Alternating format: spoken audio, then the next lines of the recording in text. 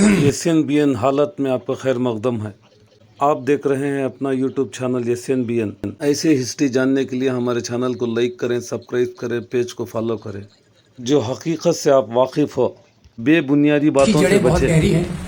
क्या केवल ये मजाक का मामला है या ये राजनीतिक एजेंडा है? इस चीज़ को हम थोड़ा समझने की कोशिश करेंगे। तो थोड़ा सा मैं इतिहास के डिटेल में तो मैं नहीं जाऊँगा, पर इतना आपको बताऊँगा कि भारत में इस्लाम की जड़ें तो बहुत पुरानी हैं। 7वीं शताब्दी से भारत में इस्लाम आया है। अंग्रेज़ जब यहाँ आए, अंग्रेज़ों ने जब यहाँ अलग प्रकार से शोषण चालू किया किसानों पर, राजाओं पर, व्यापारियों पर, और उसके खिलाफ आपको याद होगा 1857 की क्रांति विद्रोह लड़ाई हुई। तो थोड़ा मेरे साथ साथ सोचिए, 1857 की लड़ाई क्रांति के लीडर का नाम क्या था? Anybody? Bahadur Shah Zafar. Thank you very much. और उनके साथी कौन थे? तात्या साहब टोपे, नाना साहब पेशवा, झांसी की रानी। हिंदू मुसलमान मिलकर अंग्रेजों के खिलाफ लड़े। अंग्रेजों की सत्ता डगमगा गई तो उन्होंने क्या फैसला किया? यहाँ के लोगों को लड़ाओ और राज करो, फूट डालो और राज करो की नीति यहाँ से चालू होती है। तो ये कैसे किया जाए? तो इसके लिए उन्होंने इतिहास का इस्तेमाल सबसे पहले किया। और जो राजाओं का राज था, जिसमें हिंदू राजा के साथ मुसलमान राजा मिलता भी था, दोस्ती भी करता था, झगड़ा भी करता था। कोई राजाओं की लड़ाई धर्म के लिए नहीं होती थी, इस बात को भूल जाइए।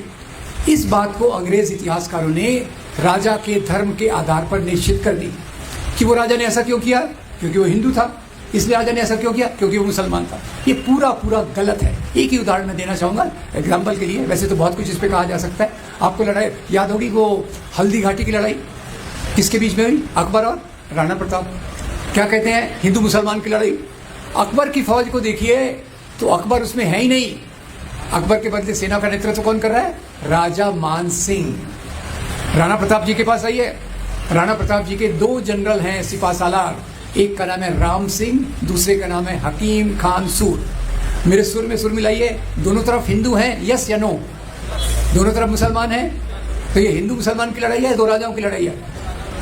तो इन्होंने उसको हिंदू मुसलमान की लड़ाई के रूप में प्रस्तुत किया। और वहीं से अंग्रेज इतिहासकारों ने बात की।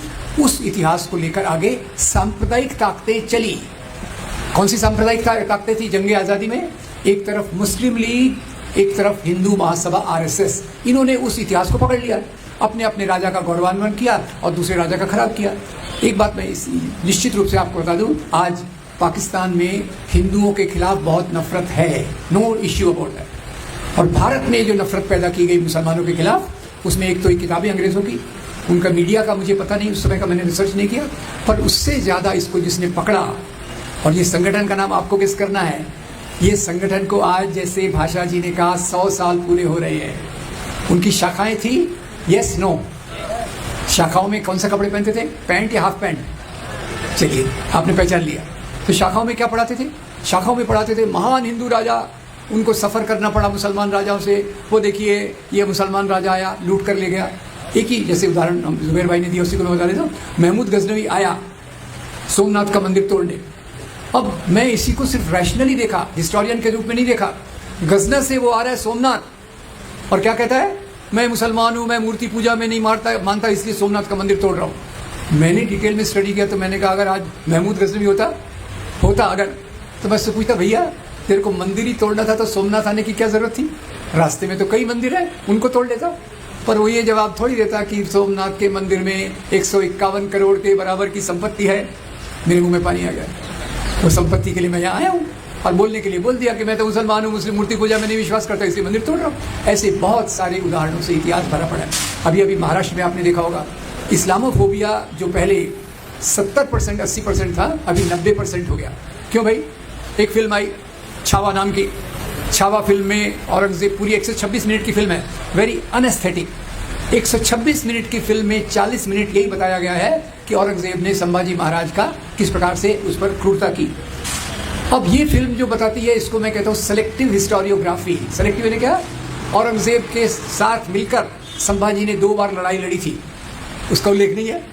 संभाजी के पुत्र शाहू महाराज ये औरंगजेब की कब्र पर उनको आदर प्रकट करने गए थे, और ये वही शाहू महाराज हैं जो औरंगजेब की कस्टडी में 19 साल तक रहे। बोलते औरंगजेब ने तलवार की जोर पर इस्लाम फैलाया। अभी भी बोर्ड लगा हुआ है वहाँ पर। अभी भी बोर्ड लगा हुआ है, इस्लाम फैलाया। और मैं पूछता हूँ भैया, औरंगजेब के दरबार में 33% ऑफिसर्स हिंदू थे, जय सिंह, जसवंत सिंह और दूसरे एक तीसरे और थे। अगर उसको हिंदू बनाना ही था तो पहले उनको क्यों नहीं हिंदू बनाया? क्यों पहले वो संभाजी महाराज को मुसलमान बना, हिंदू बनाने की बात कर रहा है? ये सब जो चीज़ है ये इस्लामोफोबिया की जड़ में है। तो ये उन शाखाओं में प्रोपोगेट किया जाता है, हिंदू राजा कितना महान, कितना शक्तिशाली, मुसलमान राजा कितना क्रूर। उसमें बता देंगे संभाजी महाराज पे इस प्रकार से हुआ, शिवाजी महाराज पे उस प्रकार से हुआ। इसलिए मैंने बहुत सारी, खुद के बारे में कह रहा हूँ, इस पर मैंने बहुत सारे वीडियो बनाए हैं और सिद्ध ये करने की कोशिश की है, राजा लोग धर्म के लिए राज्य नहीं करते थे, राजा लोग राज्य करते थे सत्ता और संपत्ति के लिए। हर एक राजा अपने राज्य का विस्तार करना चाहता था। आज सोच ऐसी हो गई है, वो राजा मेरे धर्म का है, हिंदू है, तो मैं कहूँगा वेरी गुड, कितना बहादुर राजा है। अगर वो राजा मुसलमान अपने राज्य का विस्तार कर रहा है, अरे वो कितना आक्रामक है, कितना खराब है। ये सांप्रदायिक सोच को लगातार पीढ़ी दर पीढ़ी शाखाओं के माध्यम से, प्रचारकों के माध्यम से, स्वयंसेवकों के माध्यम से इसको सस्टेन किया गया। और यहाँ से अंग्रेज़ों ने एक और चालाकी की, राजाओं को आज के हिंदू मुसलमानों से जोड़ दिया। मुसलमान राजा यानी आज के मुसलमान, हिंदू राजा यानी आज के हिंदू। और इसी आधार पर जो नफरत पैदा की, मेरा विश्वास कीजिए, जब तक नफरत पैदा नहीं होती हिंसा नहीं करवाई जा सकती। सवाल का जवाब दे सकते तो मुझे खुशी होगी। हिंसा होती है या करवाई जाती है? कौन हिंसा करवाएगा? जिसको उससे फायदा होगा। 1990 से हिंसा का एक बहुत खतरनाक दौर चालू हुआ है और उसी के साथ एक पार्टी की पावर पहले से बढ़ गई है। उसका जरा ख्याल कीजिए। तो इसका सीक्वेंस क्या है? पहले गलत प्रचार करो, भ्रष्ट प्रचार करो, वन साइडेड प्रचार करो, फिर उसको चुन के आगे ले जाओ, नफरत फैलाओ, और फिर कोई दंगा करवाने वाला आता है तो माइनॉरिटी कम्युनिटी को घेरो, उनको मजबूर करो और दंगे करवाओ। और यहाँ मैं खुद की बात नहीं कर रहा, मैं आपको येल यूनिवर्सिटी का एक रिसर्च बता दूंगा। येल यूनिवर्सिटी, मेरी अभी स्टाइल यही है, मैं पूछ के आगे चलता हूँ क्योंकि मेमोरी भी मेरी खराब है। येल यूनिवर्सिटी का नाम आपने सुना है क्या? अच्छा, वेरी गुड। मैंने नहीं सुना था। मैंने कब सुना? वो अपनी जो पहले एक MHRD मिनिस्टर थी ना, सास भी कभी बहू वाली, हाँ, अभी लोगों ने कहा ये MHRD मिनिस्ट्री देख रही है, ये तो कितनी कम पढ़ी लिखी है। तो गुस्से में तब आ गई सास भी कभी बहू स्टाइल में और बोली, देखो मैं तो येल यूनिवर्सिटी से डिग्री लाई हूँ। मैं बहुत इम्प्रेस हो गया। मैं उनके रिसर्च, फिर से मैं येल यूनिवर्सिटी के रिसर्च को फॉलो करने लगा। और येल यूनिवर्सिटी का रिसर्च हमको बताता है कि जहाँ भी सांप्रदायिक दंगे करवाए जाते हैं वहाँ एक पार्टी पहले से ज़्यादा पावरफुल हो जाती है। पार्टी का नाम गेस करने पर आधा कप चाय आपको पिलाई जाएगी। ठीक है। अब ये चीज़ जो बढ़ती गई तो एक तरफ से ये हिंसा का वातावरण, ये नफरत का वातावरण समाज में ऑर्गेनिक रूप से बढ़ने लगा। ये ऐसा नहीं है कि कुछ लोग उसको मानते हैं इसीलिए उसमें कर रहे हैं। ये ज़्यादा घर घर जाकर बार बार कम्युनिटी से जुड़कर इस प्रकार का प्रोपेगेंडा किया जाता है और मुसलमानों के खिलाफ एक प्रकार से नफरत पैदा की जाती है। अब पार्टीशन का सवाल, आज़ादी के बाद कहा गया ये मुसलमानों ने ज़बरदस्ती करके पाकिस्तान बनवा लिया, गांधी ने कितनी ये की कमज़ोरी दिखाई, पाकिस्तान बन गया। पर ये कोई नहीं कहता भाई पार्टीशन के पीछे सबसे बड़ी ताकत जो थी वो अंग्रेज़ों की डिवाइड एंड रूल पॉलिसी थी। पार्टीशन को जिन्होंने सपोर्ट किया वो एक तरफ मुस्लिम सांप्रदायिकता थी, एक तरफ हिंदू सांप्रदायिकता थी। 2 राष्ट्र का सिद्धांत, इस देश में 2 राष्ट्र हैं, एक हिंदू और एक मुसलमान। ये बात सबसे पहले किसने कही थी? विनायक दामोदर सावरकर। गलती से जिनका पोर्ट्रेट आपने पार्लियामेंट में लगा दिया है, शर्म की बात है। 2 राष्ट्र की बात उन्होंने की तो जिन्होंने कहा 2 राष्ट्र है तो उनको अपना राष्ट्र दे दो, तुम अपना संभाल लो बाकी। और उसके लिए जिम्मेदार किसको ठहराया जाता है? मुसलमानों को। तो एक तो इतिहास के आधार पर चुन कर घटनाओं को लेना, धर्म के नाम पर एक धर्म को ही बढ़ाना, ये इस्लामोफोबिया का आधार है। और उसके बाद जैसे जुबैर भाई कह रहे एक के बाद चीज़ें एक उसमें जोड़ते गए। पहले हम ये देखेंगे, अभी वो हो गया ना, गौ हमारी माता है। गौ हमारी माता है तो पिता कौन है? मैं कुछ नहीं कह रहा, आपने कहा होगा तो आपको माफ़ी मांगना पड़ेगा। ठीक है, गौ हमारी माता है। उसके नाम पर 100 लिंचिंग हो गई 2019 तक। इसमें मरने वाले 90 मुसलमान और 10 दलित। तो मैं स्टडी करने लग गया, भैया बीफ का मामला क्या है, गौ पवित्र माता कैसे बन गई। तो सबसे पहले विवेकानंद की किताब पढ़ी, lectures from Almora to Chicago. उसमें स्वामी जी कहते हैं वैदिक काल में बीफ खाया जाता था। DN झा प्रोफेसर उसको कंफर्म करते हैं, वेदों में ऐसे वाक्य हैं, अथो अन्नम व्यागौ, जिसमें गाय का ये। खैर, ये भारत के इतिहास का जो मुख्य केंद्र बिंदु है वो एक तरफ है बौद्ध धर्म के मूल्य, मानवतावाद के मूल्य, और ब्राह्मणवाद के ऊंच नीच के मूल्य। ब्राह्मणवाद कमजोर होने के बाद वापस आया, उसने गाय को अपना प्रतीक बना लिया। और यही प्रतीक के दौरान के लिए आज़ादी के आंदोलन में भी कोई समस्या हुई और अभी उसको रिवाइव किया गया। याद रखिए दोस्तों, ये गाय का कोई ये उसको माता वाता नहीं मानते, दावे से कह रहा हूँ। राजस्थान में जब बीजेपी की सरकार थी, हिंगोनिया में गौशाला में सैकड़ों गाय भूख से, बीमारी से, कीचड़ में डूबकर मर गई। मैं बहुत व्यथित हो गया। मैंने कहा हो क्या रहा है? एक तरफ तो बोलते हैं हम गौशाला बनाएंगे, गौ की रक्षा करेंगे, दूसरी तरफ हो क्या रहा है? तो मुझे उसका जवाब मिला कि ये केवल राजनीति का एजेंडा है। और वो कैसे पता चला आपको पता है?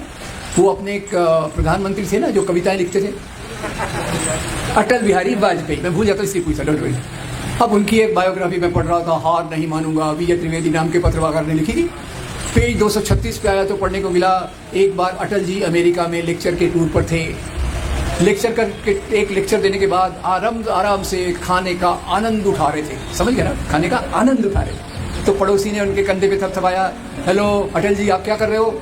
आप जो खा रहे हो ये तो बीफ है, आप जो खा रहे हो ये बीफ है। अटल जी ने कहा नो प्रॉब्लम, बीफ है तो क्या हो गया, इंडियन गाय का थोड़ी है, ये तो अमेरिकन गाय का है, let's have a good time. अब ये गाय का मामला आया, फिर कितने मामले आए, जैसे जुबैर भाई ने बहुत सारांश में कहा, इसमें डिटेल में भी बात की जा सकती है कि अभी जो fall in the rate of fertility of Muslims is higher than fall in the rate of Hindus.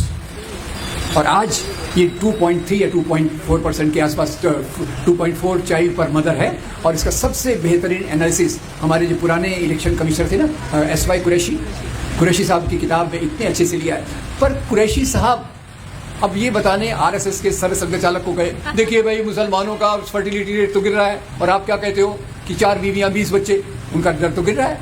तो भागवत जी ने सुना, ऐसा दिखाया कि वो सुना, और एक हफ्ते के बाद भाषण में कहा ये जनसंख्या में जो असंतुलन, इम्बैलेंस है, इसको ठीक करना चाहिए। तो इतने चालाक व्यक्ति ताकत के साथ आप राज कर रहे हैं। फिर लव जिहाद का मामला आया। अब मैं तो काफ़ी बूढ़ा हो गया हूँ, और एक समय बात करते थे प्यार कोई सीमाएं नहीं देखता, धर्म की, जाति की, देश की, शहर की, गांव की, उस समय हम याद करते थे, फिर से याद आ रहा है। अब ये सवाल जो इस्लामोफोबिया का है, मेरे पहले के मित्रों ने बहुत अच्छे से बताया, इसका बढ़ते मेरा मेडिकल बैकग्राउंड भी है, सॉरी खुद के बारे में बता रहा हूँ, तो इसकी तुलना केवल कैंसर से की जा सकती है। आशुतोष जी ने बोला, मैं इसी को ये कर रहा हूँ, कैंसर से क्यों की जा सकती है? कैंसर शुरू में होता है ग्रेड 1, इलाज कर सकते, ग्रेड 2 इलाज कर सकते, 3 में संभावना है, 4 में बहुत डिफिकल्ट हो जाता है। और वो ग्रेड 4 में ये कैंसर आ गया। इसका उदाहरण मैं बताता हूँ अभी बम्बई से। बम्बई में भगवान राम की शोभा यात्रा निकाली गई। अभी तक क्या था? तलवार, हथियार, ये सब लेकर चलना। इस बार डीजे और डीजे अश्लील गाने, वल्गर सॉन्ग्स, रामनवमी का उत्सव, और उस पर वल्गर सॉन्ग्स ये कर रहे हैं। और फिर दूसरी तरफ से, ये भी मेरा एक फेवरेट टॉपिक है, हमारे यहाँ बाबा लोग बहुत होते हैं। बाबा 25-26 साल के भी उम्र के कभी बाबा बन गए, तो अभी वो हिंदू गांव बनाने जा रहे हैं। तो किसी ने मजाक में कहा, भैया हिंदू गांव तो बना रहे हो, पर वहाँ एक मस्जिद भी बनाना। क्यों?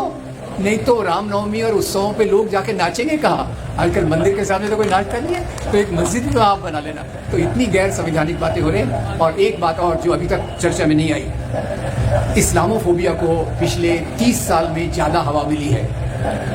भारत के अंदर राम मंदिर का मुद्दा और दुनिया में आतंकवाद का मुद्दा। आतंकवाद का इस्लाम से कोई लेना देना नहीं है। आतंकवाद तेल के कुओं पर कब्जा जमाने के लिए अमेरिका ने शुरुआत की, अलकायदा को खड़ा किया, ISS को खड़ा किया, और अमेरिकन मीडिया, यहाँ देखिए अमेरिकन मीडिया का गंदा रोल, उसने एक शब्द कॉइन किया, इस्लामिक टेररिज्म। इस्लामिक टेररिज्म शब्द ये और कहीं से नहीं आया और पहली बार आया। आतंकवादी तो LTT वाले भी हुए, आयरिश रिपब्लिकन आर्मी वाले भी हुए, बहुत सारे हुए, पर इस बार इस्लामिक टेररिज्म के नाम पे जो बात आई, उसने भी यहाँ के इस्लामोफोबिया को बढ़ावा दिया है। अब मुख्य मुद्दा, जैसे भाषा जी ने कहा, सवाल तो ये है कि इस्लामोफोबिया कोई सतही बात नहीं है। ये हमारे राजनीति का, कुछ लोगों के हाथ में ये एक राजनीतिक हथियार है। इस्लामोफोबिया के माध्यम से वो अपना पावर, अपनी सत्ता और अपने मूल्यों को ज़्यादा बढ़ाना चाहते हैं। और वही काम के लिए अगर हमको विरोध करना है तो ये चीज़ों को जनता तक पहुंचाना बहुत ज़रूरी है। जॉन दयाल साहब ने कहा चीज़ों का मुकाबला उसी समय करना चाहिए। कई अभी काफ़ी मीडिया को काफ़ी क्रिटिसाइज़ किया गया है, पर मैं कुछ तारीफ भी करना चाहता हूँ। कुछ चैनल्स हैं, यूट्यूब चैनल्स, जिनमें काफ़ी विश्वसनीयता है, जो बातों को ईमानदारी से लोगों तक ले जा रहे हैं। तो पहली बात तो ये है कि ये चीज़ों को लोगों तक, ईमानदारी तक ले जाना ज़रूरी है। ये कैसे होगा? घर घर में, मोहल्ले में, बस्तियों में लोगों से मिलकर हमारे कार्यकर्ता बताएं कि भाई मुस्लिम राजा, हिंदू राजा, क्या समस्या थी, हिंदू मुसलमान इस्लाम धर्म क्या बोलता है। जहाँ हिंदू धर्म कहेगा वसुधैव कुटुंबकम, इस्लाम कहेगा अपने पड़ोसी का ख्याल रखो, नहीं तो जन्नत के दरवाजे आपके लिए नहीं खुलेंगे। धर्म के मूल्यों में ज़्यादा फर्क नहीं है, जो फर्क है वो इनके राजनीतिक मुद्दों पे है, पहचान के मुद्दों पर है। मेरी मंदिर, मेरा मंदिर, तेरी मस्जिद, मेरी धर्म किताब, तेरी धर्म किताब, उस मुद्दे पर ये झगड़ा लगाते हैं और उसके आधार पर सत्ता में आते हैं। तो ये जो रास्ता है इस्लामोफोबिया का, वो एक ऐसे राष्ट्र की तरफ हमको ले जा रहा है या ले जा चुका है, इसके बारे में आप विश्लेषण कीजिए, जो हमारे संविधान के मूल्यों के पूरे विरोध में है। हमारा संविधान कहता है, जो महात्मा गांधी एक सरल वाक्य में कहते हैं, ईश्वर अल्लाह तेरो नाम। ये देश सब लोगों का है। ये देशी विदेशी क्या होता है भाई? 15 अगस्त 1947 के पहले इस समय क्या देश की बाउंड्री थी? देश की बाउंड्री बनी, दुर्भाग्यवश विभाजन हुआ। इसके पीछे एक राजनीति है और यहाँ मैं नेहरू जी को आपको कोट करना चाहता हूँ। धर्म के नाम के होने वाली राजनीति ये लोकतंत्र के लिए खतरनाक होती है। भारत में जो मेजॉरिटी कम्युनलिज्म, समझ जाइएगा, मेजॉरिटी कम्युनलिज्म ये अपने आप को राष्ट्रवाद के रूप में प्रस्तुत करेगा। ये बात उन्होंने 60 साल पहले कही होगी और आज वो दिख रही है। और जो माइनॉरिटी कम्युनिज्म है वो अलगाववाद के रूप में आ सकता है, इस बात को याद रखिए। और यही जो मैंने इतिहास की बातें कही, उसमें सबसे ज़्यादा जो आधार मैंने लिया वो महात्मा गांधी की किताब हिंद स्वराज का लिया, नेहरू की किताब डिस्कवरी ऑफ इंडिया से लिया। और एक रिकमेंडेशन आपको देखते जाता हूँ। इतिहास की बहुत सारी चीज़ें आती हैं, वक्त नहीं है, क्या किया जाए? तो नेहरू जी की 800 पेज की किताब है डिस्कवरी ऑफ इंडिया, पढ़ लीजिएगा। मुश्किल है मुझे मालूम है, पर यही किताब आपकी जेब में है। भारत एक खोज, श्याम बेनेगल के रूप के सीरियल के रूप में, ब्रिलियंट सीरियल, भारत की मिली जुली बातों को बताता है। आज ये कोई नहीं बताता कि कैसे अभी जो त्यौहार मनाए जा रहे हैं, हिंदू अलग है, मुसलमान अलग है। मुझे बहुत खुशी हुई कि अशोक कुमार पांडे जी अभी यहाँ नहीं चले गए जल्दी, पर उन्होंने भी इफ्तार पार्टी का शायद आयोजन किया था। इस प्रकार के मेल जोल की चीज़ों को बढ़ावा देना और इस प्रकार की खबरों को ज़्यादा प्रोजेक्ट करना, कैसे हिंदू मुसलमान मिलकर रहते हैं। और ये आज से नहीं, ये सदियों की परंपरा है कि जहाँ लोग मिलजुल कर रहते थे। और इसीलिए नेहरू ने इस शब्द का इस्तेमाल किया था, गंगा जमुनी तहजीब। खाने पीने में हो, संगीत में हो, किताबों में हो, साहित्य में हो, भारत में उर्दू भाषा के उदय में हो, ये सब हमारे मेल जोल का परिणाम है। और आज जब उर्दू भाषा के खिलाफ एक मुख्यमंत्री ने बयान दिया, 25-30 शब्दों का था, 25-30 शब्दों का बयान वो उर्दू में दे रहे थे, उर्दू के खिलाफ दे रहे थे, और उस वाक्य में 8 शब्द उर्दू के थे। Thank you very much. ये हमारा मामला है यहाँ। तो सवाल है दोस्तों, इस्लामोफोबिया, जैसे हमारे किसी दोस्त ने कहा, ये केवल मुसलमानों का प्रॉब्लम नहीं है, ये प्रॉब्लम हमारे देश का है, हमारी सभ्यता का है, हमारी संस्कृति का है, हमारा संविधान का है। और हम सब लोग जो मीडिया में हैं वो तो बहुत अच्छा रोल प्ले कर सकते हैं, जो मीडिया के बाहर हैं वो भी इस प्रकार का रिसर्च स्टडी करके ऐसे सामाजिक संगठनों तक ले जाएं जो दूर दूर तक लोगों से जुड़े हैं। तभी हम इसका मुकाबला करके एक बेहतर भारत की ओर जा सकते हैं। Thank you very much.